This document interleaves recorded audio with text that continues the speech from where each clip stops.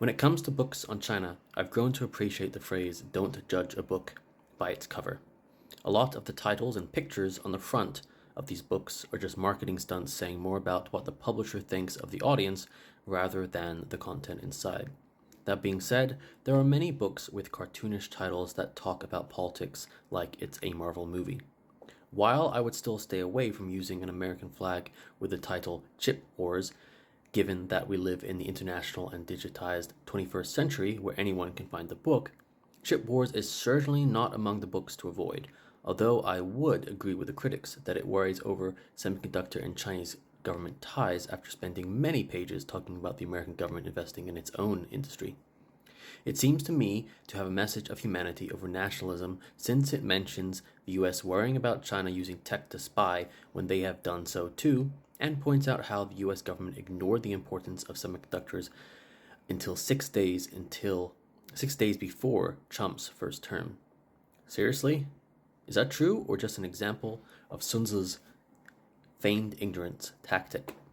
What is more sad is that, as this book shows, this is not the first time the US semiconductor industry has been challenged. It goes over Japan's rise and how American businesses turned to South Korea to block them from winning the industry.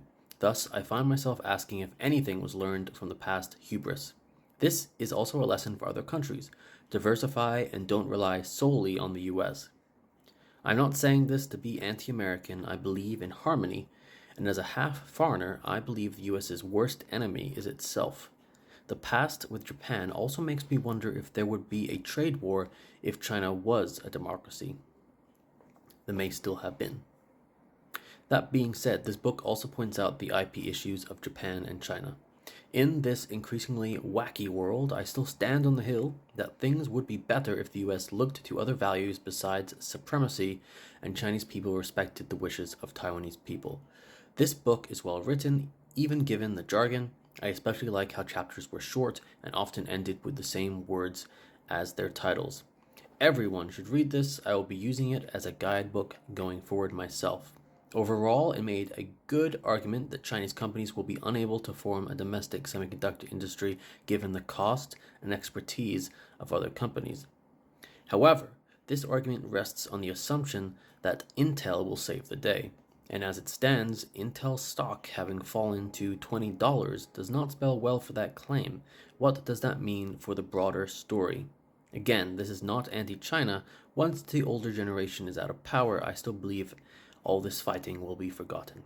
Otherwise, the key message in this book is all of us have more to lose from being petty. Taiwan gets hit and we go back to washing our clothes in the river.